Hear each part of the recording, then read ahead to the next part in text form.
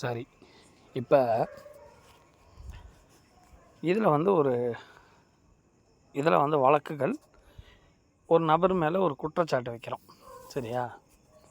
என்னென்ன குற்றச்சாட்டுனா, அவதூறு, கொச்சையாக பேசுறது, உறவு முறைகளை கொச்சையாக பேசுறது, குடும்பத்தில் குழப்பம், மன உளைச்சல் உண்டாகிறது, சமுதாயத்தில் அவமானப்படுது. இந்த மாதிரி கிட்டத்தட்ட ஏகப்பட்ட பாயிண்ட்ஸ் எடுத்து ஒரு நபர் மேலே கேஸ் கொடுக்கறதுக்கு எங்கே போகிறாங்க?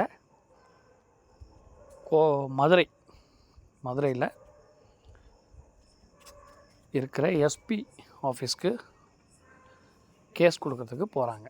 சரியா? எதுக்காக கேஸ் கொடுக்க போகிறாங்க அப்படின்னு கேட்டிங்கன்னா, இந்த சபையிலேருந்து ஏழைகளுக்கு உதவி செய்கிறாங்க அப்படின்னு நினச்சிட்டு உள்ளே வந்த நபர் ஏமாற்றப்படுறாரு. ஓகே, அவர் கேட்ட சில விஷயங்கள் இங்கே சரியாக இல்லைன்னு சொல்லவும் அவர் என்ன பண்ணுறாரு, வெளியில் போயிடுறாரு. ஓகே, நல்லா புரிஞ்சுக்கோங்க. இங்கே வந்தவங்க யாரும் கொடுக்க வந்தவங்க தான். சரியா? கொடுக்க வந்தவர் இங்கே ஏமாற்றப்படுறதா ஃபீல் பண்ணுறாரு. அதுதான் உண்மையும் கூடன்னு கண்டுபிடிக்கிறாரு. இவங்க ஃப்ராடு, இது வந்து ஏழைகளை காட்டி இவங்க பணம் வசூல் பண்ணுறாங்க அப்படிங்கிறத கண்டுபிடிச்சாச்சு. Okay, right.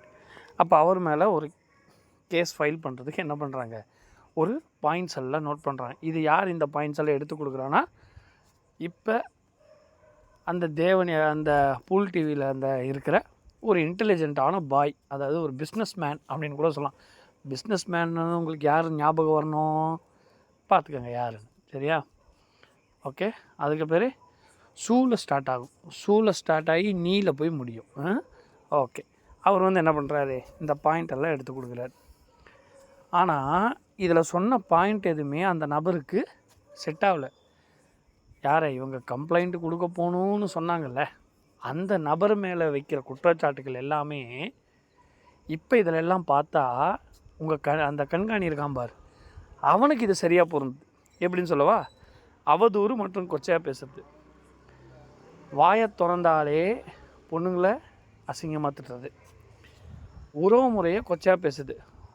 பொண்டாட்டியா என்னது, கோழியை கொண்டு வந்து அங்கே விடு, கோழியை கொண்டு போய் வாத்துக்கிட்ட விடு, வாத்தை கொண்டு போய் இங்கே விடு, அங்கே விடும்பான்.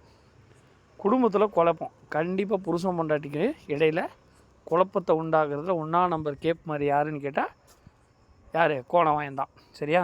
ரைட்டு.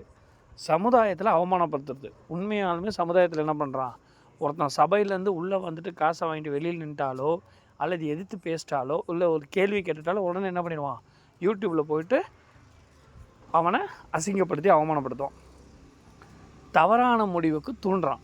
நல்லா புரிஞ்சுக்கங்க, தவறான முடிவுக்கு தூண்டுறான். எப்படி? ஆளை வச்சு மிரட்டுறான். எங்கே?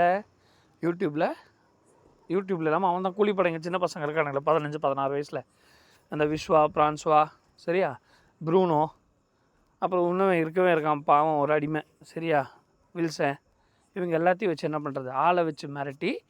அதுக்கு தான் முன்னாடி அந்த விஸ்வா பேசின ஆடியோவில் நீங்கள் கேட்டிருப்பீங்க இல்லையா, ஒரு வீட்டில் இருக்கிற கணவன் மனைவி எப்படி பேசுகிறது, அசிங்கமாக பேசுறது, தற்கொலைக்கு தூண்டுறது முதற்கொண்டு பண்ணுறான். அப்போ தவறான முடிவுக்கு கோணவாயன் தூண்டுறான். பணம் பறிக்க திட்டம். இதை கேட்கும்போது எல்லாத்துக்கும் அவர் என்ன பணம் பறிக்க, எஸ், பணம் பறிக்க திட்டம் போட்டான். எப்படி தெரியுமா? இது வரைக்கும் என்னை கேட்காத ஒருத்தன் திடீர்னு ஃபோனை பண்ணி மே 1 நீங்கள் ஆயத்தமாயிட்டீங்களா, மே 1 தயாராகிட்டீங்களான்றான்.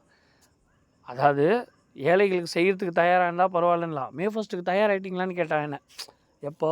இந்த மே 1 நான் வரமாட்டேன்னு தெரிஞ்சே முன்னாடியே அவனுக்கு வருவானோ மாட்டேன். ஏன்னா போன கிறிஸ்மஸ்க்கு 70,000 ரூபா கொடுத்தேன். அப்போ இந்த மே 1 நான் எவ்வளோ கொடுப்பேன், ஏன்னா அன்றைக்கி கொடுக்கும்போதே அடுத்து வரும்போது இதை விட பெரிய அமௌண்ட்டை நான் கலெக்ட் பண்ணிட்டு வருவேன் நான் சொல்லிட்டு வந்ததுனால என்ன பண்ணிட்டான் அப்படின்னா, மே 1 முன்னாடியே கூப்பிட்டு நீங்கள் வருவீங்களா, அதாவது மே 1 தயாராகிட்டீங்களா அப்படின்னு கேட்டான். ஸோ பணம் பறிக்க திட்டம் போட்டான். சிறுபான்மையர் மீதான இழிவான பேச்சு. உண்மையாலுமே அதுவும் ஒரு காரணம். யாரை வச்சு பேசுனா, அதே கொத்தடிமைகளாக இருக்கிற அந்த பசங்க அவங்கள வச்சு பேசிடுறான். வேலை வாங்கி தருவதாக மோசடி. எப்படி? வாங்க இந்த சபையில் உங்களுக்கு என்ன பண்ணுறேன், தொழில் செய்ய உங்களுக்கு நான் ஹெல்ப் பண்ணுறேன். இப்போ கூட என்னையை கொண்டு போய் கொடுத்துட்டு வந்தான். கரெக்டாக? அது தொழில் தானே, வேலை தானே, ஒரு தொழிலை செஞ்சு தரேன்னு சொல்லிட்டு நாளைக்கு அவங்க காசை தரலன்னு என்ன பண்ணுவான், திரும்பி அதே யூடியூப்பில் கூப்பிட்டு கொச்சையாக பேசி வாங்கி தின்னுட்டா. அந்த மக, இந்த மக, இவ மக, அவ மகன்னு வாத்துக்கு பிறந்தியா, கோழிக்கு பிறந்தியா, இல்லை ஆமைக்கு பிறந்தியான்னு கேட்பான். அதுக்கடுத்து நம்பிக்கை துரோகம், இது முக்கியமாக பார்க்க. யாருக்கு நம்பிக்கை துரோகம், அதுக்கும் எக்ஸ்பிளைன் பண்ணுறேன். சத்தியமூர்த்திக்கு நம்பிக்கை துரோகம் பண்ணாப்புல, ஏன்னா காசை வாங்கி தின்னுட்டு கடைசியில் எப்படி சொத்தெல்லாம் கொண்டு வந்து என்கிட்ட கொடுத்து விற்றுட்டு என்ன பண்ணு, பிச்சைக்காரனா ரோட்டில் திரியணும் அப்படின்னு சொன்னவன் இன்றைக்கி வீடியோவில் என்ன பேசுகிறான், பருப்பு மாதிரி நான் எல்லாம் கொடுத்துட்டு நான் கஞ்சிக்கு ரோட்டில் நிற்கவானா.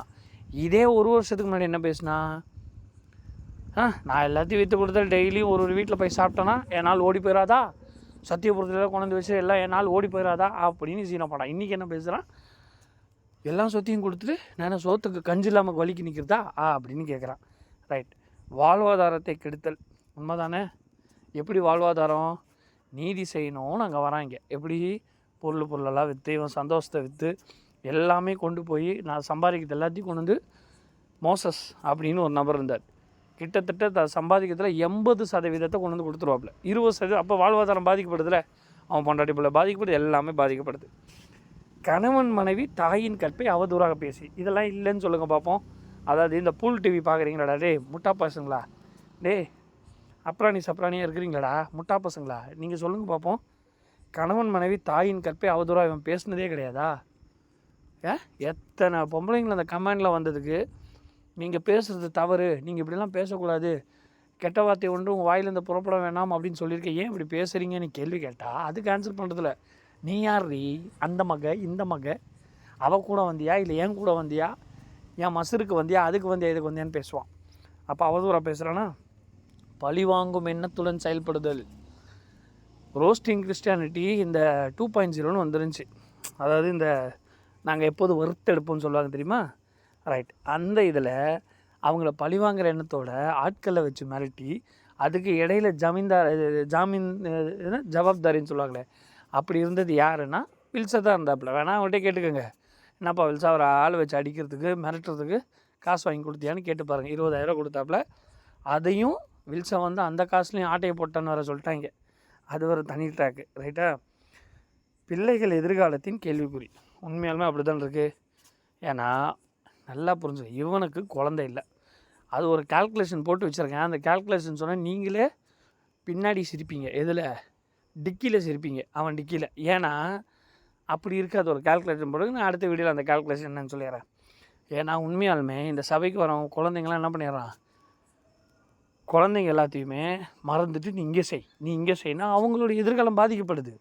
கரெக்டாக, அதுவும் நடந்திருக்கு, ரைட்டு. பணியினிடத்தில் அவமானம், உண்மை தானே. இப்போ எக்ஸாம்பிளுக்கு வில்சனே எடுத்துக்கோங்க. என்ன கேட்டிருந்தான், அவனை நான் அடிமையாக தான் வச்சுருக்கேன், அவனை நான் மதிக்கிறதே கிடையாது, அவன் வந்து அது சன்னிக்கே தெரியுமே, அது செபஸ்டினுக்கே தெரியுமே, அவனை அப்படி தான் வச்சுருக்கேன், அவமானப்படுத்தலானா. அடுத்து பெண்களை வியாபார பொருளாக சித்தரிப்பது, இதுவும் நடந்திருக்கு. கரெக்டாக.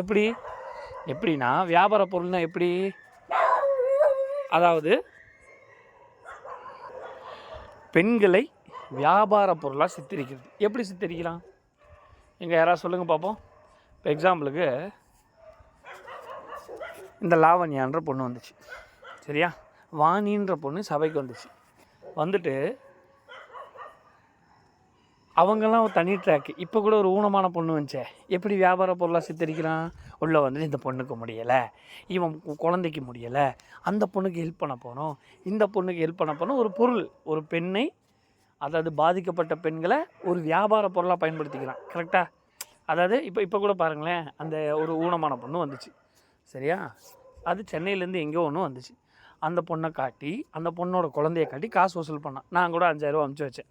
எதுக்கு, உடனடியாக அந்த பொண்ணுக்கு ஆப்ரேஷன் சரின்னு சொல்லிட்டு அமுச்சு வச்சேன். அப்போது அந்த பெண்கள் என்ன பண்ணுறான், வியாபார பொருளாக சித்தரிக்கிறான். கரெக்டாக, ரைட்.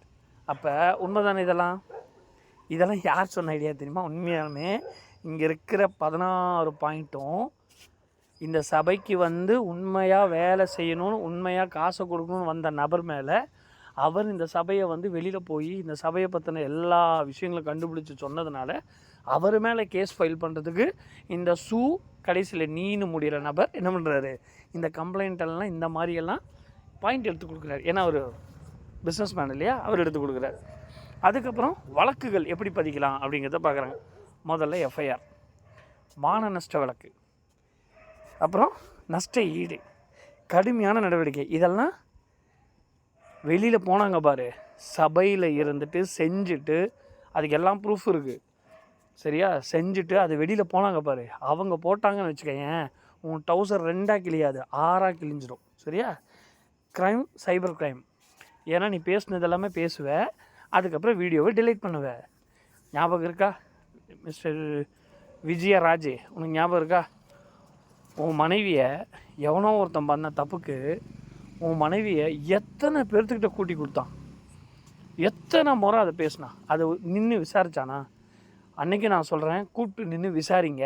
எப்படி, யார் தப்பு செஞ்சால், இத்தனை பேர் அந்த சபையில் இருந்தாங்க, இத்தனை பேர் அந்த ஸ்பாட்டில் இருக்கா, அவங்கள கூப்பிட்டு நின்று என்ன பண்ணுங்கள், விசாரிங்கன்னதுக்கு நான் கண்டுபிடிச்சிட்டேன், இவத்தான் பேசியிருப்பா, இவத்தான் பண்ணியிருப்பான்னு சொல்லிவிட்டு உன் மனைவியை ரோட்டில் போகிறவனுக்கு உன் பையன்கிட்டயே கூட்டி கொடுத்தான். கரெக்டாக?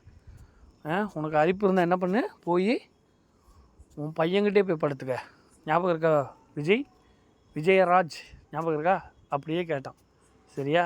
அதெல்லாம் கேட்டும் அந்த பொண்ணும் கூட இருக்குது பாவம். சரி, அப்போ இதுக்கெல்லாம் நீ என்ன பண்ணியிருக்கணும், சைபர் க்ரைமில் கொடுத்தா அந்த வீடியோவில் நீ டிலீட் பண்ணிட்டேன். SC/ST ஆக்ட்டு இதையும் உன் மேலே தான் சேரும். ஏன் தெரியுமா, நீ ஜாதி பேரை வச்சு சத்தியமூர்த்தி அந்த பசங்களை வச்சு மிரட்டினேன், ஞாபகம் இருக்கா? அதுக்கடுத்து போக்சோ ஆக்ட்டு, இதுவும் உன் மேலே தான் சாரும். ஏன்னா குழந்தைங்கள ஃபோட்டோவை வச்சு என்ன பண்ணியிருக்கிற ஆனந்தராஜ், ஏன்னா இதெல்லாம் யாருமே ஸ்டார்ட் பண்ணல, நீ தான் தொடக்கி வச்சுருக்க. போக்சோ ஆக்டில் எப்படி பண்ணியிருக்க, குழந்தைங்க ஃபோட்டோவை வச்சு என்ன பண்ணியிருக்க, சித்தரித்து அவங்கள கேவலமாக பேசி தேவடியா மகள் அப்படின்னு போட்டு வச்சுருக்க, அதையும் ஃபோட்டோ எடுத்து வச்சுருக்காப்புல ரைட்டா. அதுக்கப்புறம் 420 சீட்டிங் கேஸு, இது செமையாக பொருந்தும். ஏன், பணத்தை வாங்கிட்டு ப்ராப்பராக கணக்கு காட்டாமல் உன் இஷ்டத்துக்கு என்ன பண்ணுற. ஆமாம், ஒரு ட்ரஸ்ட்டு நடத்துகிற அல்லது ஒரு சேரிட்டி நடத்துகிற, ஒரு ஹெல்ப் பண்ணுறேன்னா இவ்வளோ பணம் வந்துச்சு இவ்வளோ போச்சுன்றது சொல்லணும்ல. எந்த மயிரின்னு சொல்லாமல் நீயா ஒரு கணக்கு எழுதுவ, பருப்பு இவ்வளோ வாங்கினேன், சர்க்கரை இவ்வளோ வாங்கினேன்னு. ஓகே, ஆனால் அந்த பருப்போட வேல்யூ என்ன அப்படிங்கிறது, அங்கே ஒரு அக்கா இருக்குல்ல, முத்துப்பழனி அக்கான்னு சரியா, அந்த அக்கா ஒரு டைம் உளருச்சு. செலவு கொடுக்குறது என்னமோ வெறும் 600-700க்கு, கணக்கு எழுதுறது 1500க்கு அப்படின்னு ஒரு பிட்டை போடுச்சு சரியா. அங்கே இருக்கும்போது காது படவே எங்கள்கிட்ட சொல்லுச்சு. ஓகே, அதுக்கடுத்து பிளாக்மெயில், பணம் பறித்தல். எப்படி பிளாக்மெயில் பண்ணுற, நீ மட்டும் இந்த சபையை விட்டு போயிட்ட, உனக்கு நான் சாபம் கொடுத்துருவேன். எப்படி சாபம் கொடுத்துருவேன், ஆண்டவர்கிட்ட நான் ஒப்பு கொடுத்துருவேன், ஆவியானவர்கிட்ட உன்ட்ட இழு பண்ணிடுவேன். ஏன்டா அது இப்போ சொல்கிறதில்ல? அப்போ அங்கே இருக்கிற முட்டாள்களையும் மூடனையும் என்ன பண்ணுற, இப்படி தான் நீ பிளாக்மெயில் பண்ணுற. ஓகே, ஏன் லாஸ்ட் டைம் எத்தனையோ ஒத்தராப்பில் எவ்வளோ பிரச்சனை நடந்துச்சு, என்ன பண்ண நீ, நடுநிலையாக செயல்பட்டியா? இல்லையே. உடனே ஆண்டவர்கிட்ட நான் ஒப்பு கொடுத்துருவேன், அவரை நான் தூக்கிடுவேன், இவரை நான் தூக்கிடுவேன்னு பிளாக்மெயில் பண்ணுறேன். அதை கண்டே அங்கே பயந்து உட்காந்துருக்காங்க சபையில். ஐயோ, இவர் ஏதோ ஒப்பு கொடுத்துருவாரோ, இவர் ஏதோ அப்படி பண்ணிடுவார் இப்படி பண்ணிடுவாரோன்னு. ஆனால் உன்னால் ஒரு மயிரும் பிடுங்க முடியாதுன்னா உன்கிட்ட பேண்டவர் உட்காந்துட்ருக்காரு. அப்போது அந்த இடத்துல எதுவுமே பண்ண முடியாது. அங்கே இருக்க முட்டாளுக்கு தெரியல, அங்கே சங்கி மங்கிக்கு தெரியல, புரியுதா? அதனால் நீ இப்படி பிளாக்மெயில் பண்ணுற சரியா. அப்புறம் மிரட்டுறது, எப்படி மிரட்டுற, அன்றைக்கி மிரட்டினியே அந்த பவுனா இல்லை அந்த தங்கங்கிற பொண்ணு அங்கே உட்கார வச்சு நீ மிரட்டல, எப்படி மிரட்டுற, ஒரு பொண்ணையும் உள்ளே வர பொண்ணையும், அதுவும் ஆதரவு இல்லாத வர பெண்களை நீ எப்படி மிரட்டுற? மோட்டாச்சரிக்கை மாதிரி பேசிட்டு தேவடி ஆச்சரிக்கை வந்துட்டா தூக்கிட்டு எப்படி பேசுகிற, மிரட்டுற. அதுவும் அங்கே நடக்குது. வயசு வித்தியாசம் பார்க்காம எல்லாம் நான் வரணுமா, உங்கள்கிட்ட நான் வந்து கேட்கணுமா, மிரட்டுற, பெரியவங்களை மிரட்டுற. ஏன் ஸ்டான்லியா மிரட்டலையா நீ, அங்கே சுரேஷ் தருமபுரி அந்த பையனை மிரட்டலையா, எத்தனையோ பேர்த்த நீ மிரட்டியிருக்க சரி. அதாவது உனக்கு கோலையாக இருக்கிறவங்கள நீ மிரட்டிடுவ. அதுக்கடுத்து வருங்காலங்களில் எங்களுக்கு எது நேர்ந்தாலும் இவன் தான் முக்கிய காரணம். பார்த்தியா, இந்த சபையில் உள்ளே வந்தவங்க நாளைக்கு அவங்களுக்கு ஏதாவது ஒரு பிரச்சனை, உயிருக்கே ஆபத்துனா நீ தான் காரணம். இது எல்லாமே கோணவாயம் பூல் டிவி, உன் பூல் டிவியில் இருக்க உன் கண்காணி நீக்கு பொருந்தும், புரியுதா? இது எல்லாமே வேற ஒருத்தர் மேலே கொடுக்க வந்த கம்ப்ளைண்ட். ஓகே, அதனால் இது எல்லாமே யார் எடுத்துட்ட பாயிண்ட், இது நானாக எடுக்கலை, நல்லா புரிஞ்சுக்க, இது நான் எடுக்கலை. இந்த பாயிண்ட் அனுப்பிச்சது யாருன்னு சும்மா ஷோ பண்ணவா, வேண்டாம், அது வேண்டாம் நினைக்கல. நிறைய பேர் ஆதாரம் கேட்பீங்க இல்லையா, அதையும் காமிச்சிட்றேன். பார்த்தீங்கன்னா பாருங்கள், மேலே நேம் இருக்கா, சென்னை, நான் சொன்ன அந்த மேலே பேர் இருக்கா, சென்னை அப்படின்னு சொல்லிட்டு நான் சொன்னது இருக்கா? ரைட். இவர் வந்து இந்த சபையிலேருந்து வெளியில் போன நபர் மேலே கேஸ் கம்ப்ளைண்ட் பண்ணுறதுக்கு எனக்கு கொடுத்த ஹிட் பாயிண்ட்ஸ். ஆனால் இன்றைக்கி அது ஒரு மசூருக்கு இந்த பாயிண்டெல்லாம் உதவலை. ஏன்னா அவர் சொன்ன குற்றச்சாட்டுகள் அத்தனையும் உண்மை. அதனால் அந்த கேஸ் எடுபடலை. ஓகே, அப்போ இந்த குற்றச்சாட்டெல்லாம் யார் மேலே இருக்குது? இவன் எடுத்து கொடுத்த, அதாவது இந்த மேலே சொன்ன இந்த நபர் எடுத்து கொடுத்த பாயிண்டெல்லாம் அந்த பூல் டிவியோட கண்காணிக்கு பேரில் அப்படியே இருக்குது. இது அப்படியே நாளைக்கு கொடுத்தோம்னு இதுக்கான எவிடன்ஸும் இருக்குது எல்லாத்துக்குமே. கரெக்டாக இதுக்கு எவிடன்ஸ் எல்லாம் இல்லாமன்ட்டில்ல. அவதூறு பேசுகிறது யூடியூப்பை திறந்தாலே உங்களுக்கே தெரியும் எவ்வளோ பேசியிருக்கான்னு. உறவு முறையை கொச்சையாக பேசுது, அதுவும் இங்கே இருக்குது. இப்போ கூட இப்போ வில்சனை சொல்லலையா, பொம்பளையாக தான் கட்டி வச்சேன் அப்படின்னு. சமுதாயத்தில் அவமானப்படுது, அதுவும் இருக்குது. தவறான முடிவுக்கு தூண்டுதல், அதுக்கு வீடியோவை நீங்களே பார்த்தீங்க. என் சாவுக்கு முழு காரணம் பவுல் டிவி. அவன் பேரை போட்டு ஒருத்தன் சொல்லியிருந்தான், ஞாபகம் இருக்கா? அதாவது சூசைட் மாட்ட போகிறதுக்கு இருந்தது. அப்புறமேட்டு பண மோசடி, அது என்கிட்டயே இருக்குது. காசை வாங்கிட்டு இல்லைங்கிறது. இல்லைன்ட்டு அந்த பணத்தை வாங்கிட்டு என்ன பண்ணுறது, துரோகம் பண்ணுறது. அதுக்கடுத்து கணவன் மனைவியோட கற்பை அவதூறாக பேசுது. கணவன் மனைவியோட அவதூறாக பேசுதில்ல, கணவனுக்கு பதிலாக நான் தான் கணவன் அப்படின்னு சொல்லிட்டு தெரியுது. இந்த மாதிரி எல்லாமே இவன் மேலே இருக்குது. அதனால் இதெல்லாம் பார்த்திங்கன்னா நிறைய இருக்குது. இதெல்லாம் ஒன்று ஒன்றா இந்த கமெண்ட் போட்டு இதெல்லாம் நிறையா இருக்குது. இது நமக்கு தேவையில்லை. சரியா? இது என்னென்னு பார்க்குறீங்களா? இது வேறு. இதை அடுத்து நம்ம பேசுவோம். ரைட், இப்படி தான். அப்போ புரிஞ்சுக்கிட்டிங்களா இந்த ஹிட் பாயிண்ட்லாம் யார் அனுப்பிச்சானே? இது எல்லாமே அங்கே இருக்க சென்னையில் இருக்க அந்த பிஸ்னஸ் மேனுக்கு தெரிஞ்சிருக்கு. இதெல்லாம் வந்து இவன் மேலே இருக்க அத்தனை குற்றச்சாட்டுகள் இங்கேருந்தே அங்கே எடுத்து போட்டது. அதாவது இந்த பூல் டிவியோட மேலே இருக்க இது எல்லா பாயிண்ட்டையும் வேற ஒருத்தர் மேலே தூக்கி போட்டாங்க. ஆனால் இன்றைக்கி பார்த்தா இத்தனை பாயிண்ட்டுமே இந்த பூல் டிவிக்கு சரியாக இருக்குது. ஓகேவா? ரைட். அதனால் இதை பார்த்துட்டு இருக்கிற சங்கி மங்கி நீ எப்படி இருக்கிறியோ அது எனக்கு தெரியாது. அதுக்கடுத்து முக்கியமான ஒரு ஸ்டோரியை சொல்ல போகிறேன். இத்தனை கம்ப்ளைண்ட்டு இவங்க செக் பண்ணி, இதையே இந்த முன்னாடி இந்த வீடியோ போடுறேன்னு தெரியுமா? எஸ்பி ஆஃபீஸ் போகிறதுக்கு முன்னாடி என்னென்ன நடந்துச்சுன்றதை சொல்லிவிட்டு அதுக்கப்புறம் எஸ்பி ஆஃபீஸில் என்ன நடந்தது சொன்னால் தான் உங்கள் மரமண்டையில் புரியும். யாருக்கு? இந்த இந்த வீடியோவை பார்த்துட்ருக்கிற பூல் டிவியில் உட்காந்து இதை பிடிச்சிட்டு உட்காந்துருக்காங்கல்ல, பூல் டிவியில் பூலை பிடிச்சிட்டு உட்காந்துருக்காங்கல்ல, அவங்களுக்கு யாரோட பூலுன்னு நீங்களே பாருங்கள். ஓகே, பிடிச்சிட்டு உட்காந்துருக்கலாம். அப்போ தான் மண்டையில் உரைக்கும். அதனால தான் இந்த பாயிண்ட்டை சொல்லிவிட்டு எஸ்பி ஆஃபீஸில் என்ன நடந்தது, இவ்வளோ பாயிண்ட் ஒருத்தர் மேலே குற்றம் சாட்டுறாங்களே, அப்புறம் ஏன்டா ஒரு மசுரை கூட பிடுங்க முடியாமல் உட்காந்துருக்குறீங்க, அது ஏங்கிறத அடுத்த வீடியோவில் சொல்கிறேன். சரியா?